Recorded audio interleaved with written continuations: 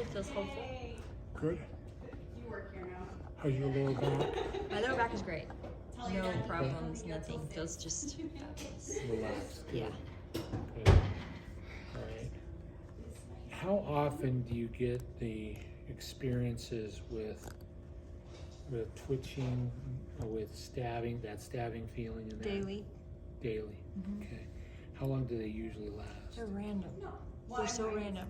So if I did something hard that day and I maybe wore different level shoes, I'll have them in my legs for the whole night until I pretty much have to get sedated. If I just maybe walk too much at Walmart or walk too much, and I'll just get little tings and stabs and bang, it'll just last for the evening though, doesn't it, until I go to sleep?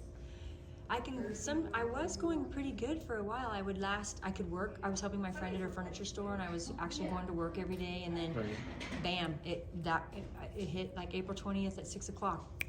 It was over. I went out.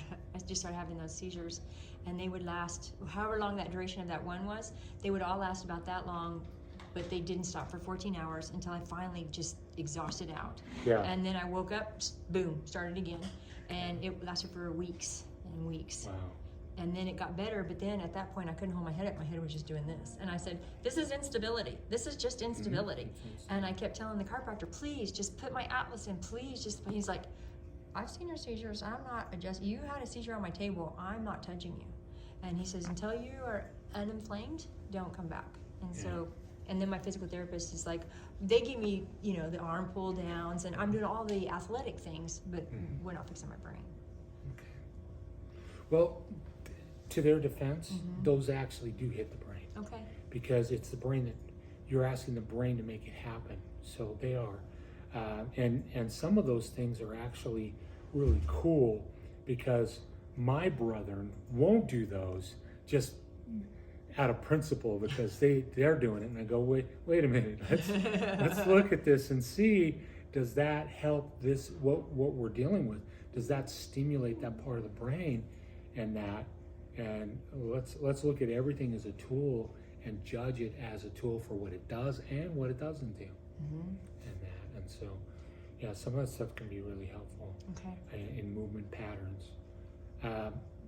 In terms of seizures, we're going to start today with a cranial nerve 10 therapy. Okay. And it's really simple.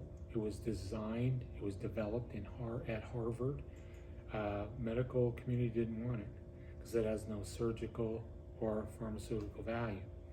Well, now we've picked it up, and now they're all excited because we're making money on it with our patients. We're fixing stuff, right?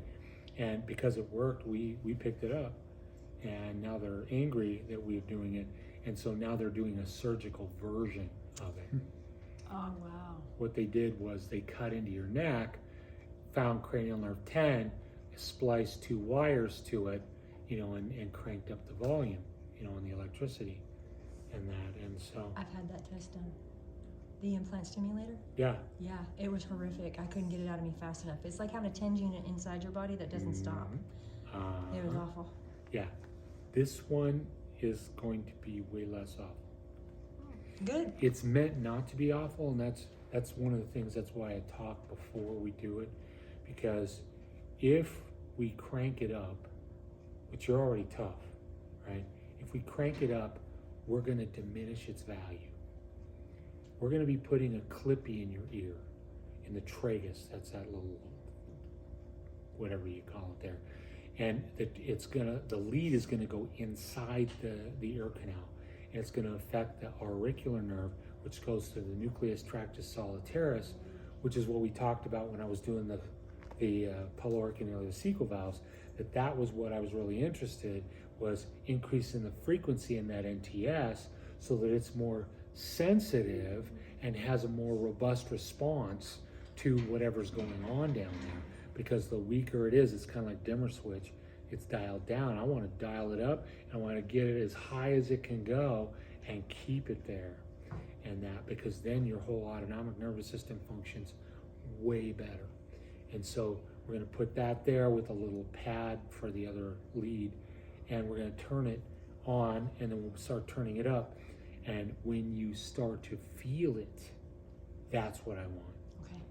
it'll start to feel like little pins and needles. That's okay. Okay. But when it starts to really jab, we're on down button. Okay. So we just want it on very subtle Yes. pins and needles. Yes. Okay. And if we go all the way up and all you're doing is hearing the clicking, we're good.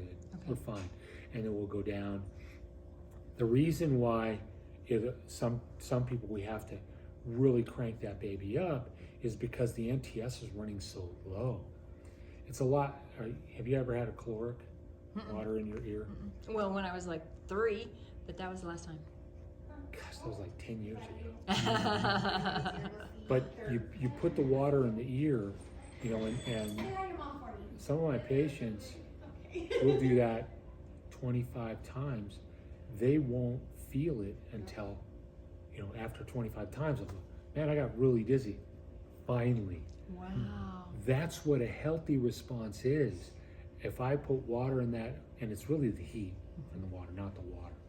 That heat rises, convection current rises, and changes the viscosity of the fluid in that little canal and gets it spinning, and it activates the vestibular system that we talked about that makes the tone of the muscles that give us rigidity against gravity.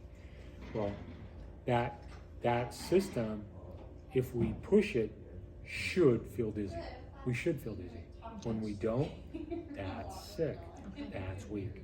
And so sometimes we'll wind up cranking it up, and it'll be a while, and then all of a sudden, well, we're only going really halfway now. Great. We're starting off with the NTS a little higher. Okay. That makes sense? Yes. So with that, I'll go get a stimulator.